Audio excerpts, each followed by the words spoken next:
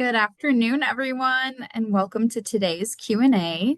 Today, we're talking about how to get involved with StLouisArc. So, volunteering, internships, practicum, etc. I'm Hannah Satterwhite. I actually was a practicum student once upon a time at StLouisArc, and now I'm with the family supports team. And today we have Megan Eader, who's also here with StLouisArc. So, without further ado, I'll turn it over to Megan Eader to talk about volunteering with StLouisArc. Thanks for being here. Yeah, thank you for having me. And happy Volunteer Appreciation Week to all of our volunteers, all of our individual volunteers, our group volunteers, board members, those who donate. There's so many different types of volunteers that come through our organization and provide lots of support for all of our programs. Not only is it Volunteer Appreciation Week, but we are right in our spring and summer season. So we are about to begin all of our warm weather opportunities. So you might wonder, what do you have? What can I do? What can I get involved with? We have over 40 programs that volunteers can get involved with here at the ARC. Those are weekly, monthly, annual events. It's what you have time for, what your schedule will allow, and you can change what you volunteer for too. You can pick an event this season and maybe try something different in the fall or the winter. Our programs are very consistent in how they run. So we run in seasons, summer, fall, winter, and all of those programs just come back around each season. And it's the consistency is very helpful for participants and for volunteers to just really have that time to establish relationships and get to know each other. Everyone, typically comes back. So people usually sign up for the things that they really like to do, and same with volunteers. And so when people come back around, they, get to catch up about, what they've been up to. There are just some simple requirements to become a volunteer, typical paperwork, virtual orientation. We do have to complete a background check for individuals who are 18 and older, and we can have volunteers start at age 16.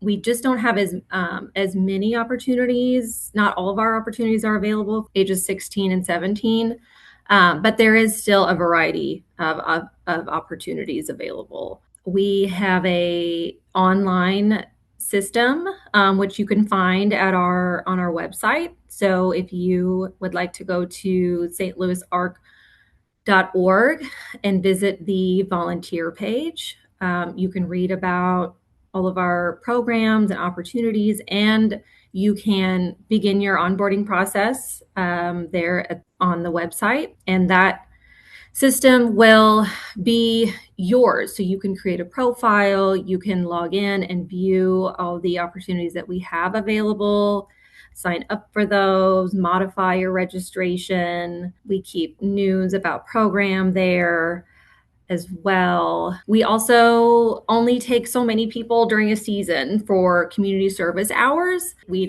have several volunteers that come in who are volunteering to collect experience for maybe a school project. I can take up to 5. I don't like to have too many, because it does just get a little bit harder to manage when there's more than that, really. And I really like to focus on people who do come in for service hours, and it not just be a come in and come out. I want this to be something that you enjoy, and a great experience for you. And I want to help make sure that your schedule aligns well with our opportunities that we have. And so hopefully you will come back after you've collected your hours. So That's about as much as I can kind of manage throughout the season. So, if you have inquired looking for service hours and, maybe that was why, but you can, always try back again other seasons. Um, Ongoing volunteers, we have, you know, people who've been with us for 20 years, 10 years, 1 year, who have just, been great support, and to see, all the friendships they've created, and, just where their experience has led them as well.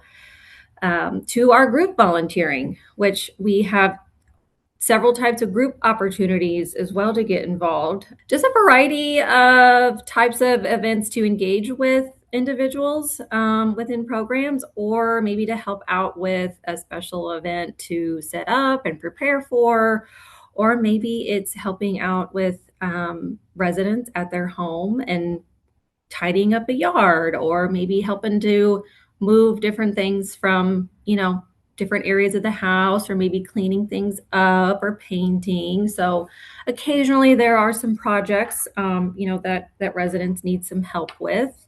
But most of the time, ongoing, we have group volunteers at our dance clubs. They are every third Friday and Saturday of the month. We love having groups come out to these dances and just enjoy all the fun with all the other dancers. You don't have to dance, so if you're not a big dancer, that's okay. You can still sit and hang out with those that also prefer to sit down and relax. But it's just a great way to engage with people and interact, and just, listen to music. We've got a DJ at our dance club 1240, and a live band at our dance club south. There's themes, there's costumes. So, we are always open to welcoming new groups in to come to our dances. Bowling leagues as well. We have a long time bowling league, several of them actually. And we welcome, small groups of bowlers that come in too, to, help out in the lanes. That's every Saturday, pretty much, with a couple breaks in between seasons. But yeah, just a couple hours in the morning up at the bowling alley, and our Friday Fun Day, which has been a big hit for people who are looking for weekday opportunities. We have hosted groups at several of our day program locations, to all sorts of types of activities. We just hosted a Valentine's Day Fun Day. We made Valentine's Day cards and took pictures and made picture cards. We've done holiday fun days, summer, spring, really any kind of seasonal theme. But we also welcome ideas for that too. Some groups have brought in activities themselves and have set up and have led that, or I help out with that too. We love bingo, karaoke, any kind of hands-on activity. But it is a great way for groups to come in and spend an afternoon and learn more about programs and services, and spend time with people, and it's not rushed. It's a nice slow activity. And our interns, we have an internship program that continues to grow with the variety of fields of study that we can host here at the ARC. A lot of different areas of social work or social services. We've, are hosting nutrition students, dietitians. We have nursing students that come through and do observations with the nursing team. We've had students who have been in a classroom as a teacher, and maybe decided that the classroom was not where they wanted to be in that kind of environment, but still loved teaching, and just loved helping others. And so we have teachers that work with us now too, and help with those programs with that kind of structured curriculum. but just a variety of educations. And we have a lot of areas that we mainly host our social work students. We can really get creative though sometimes if the opportunity is there to maybe build off of a opportunity. We're open to looking into all other types of internships. It's just really what we have at the moment, if we can host that many students, or if we just don't have as many openings at that time. So it really just depends on the capacity for supervision that time, and if the opportunity is available. Some students complete their semester in one, or sometimes they have two. So we have to, always kind of manage that each season, one by one. So we do have a table outlined, which is those timeframes of when to apply, and when those applications are due by, before we start doing phone screenings. So you're always welcome to ask again, and just to clarify about those requirements for becoming an intern and applying to be an intern. Hannah was one of our interns, and has yeah, grown a lot since, was it 2021, right? Yeah, I feel it like we was just passed this. 2021. Yeah, yeah. 2021. Yes. So, we have, there's a lot of people who work at the ARC who were an intern. We have had a lot of interns come and do a lot of like new studies, or have presented like their projects, with within their programs. Um, we learn a lot from students all the time too. We appreciate, their love of research, and just helping us with program development, and new things that come up from time to time, all the time. But students can get involved in a variety of things. We have our programs within, and then we also, have students that come through within our leisure services opportunities as well. So you can inquire for an internship opportunity also at our website at the Get Involved tab. I can say that as a student, as a former student, it really gave me a great foundation. It helped me to understand what it was like to work at the ARC, and I decided to come back because I loved it so much. So, And we're um, glad you did. yeah. So we do have a couple of questions in the chat. One person asked if a work group wanted to volunteer, what do they need? And maybe this slide kind of covers some of that. So what do you need from them? How do they get involved? If for a a work group. for a Yeah. group. Yeah, so groups can also acquire on our website. We have both individual and group opportunities listed. So just choose group opportunity. There's an inquiry form. You can list who your group is, what your company is about, how many people.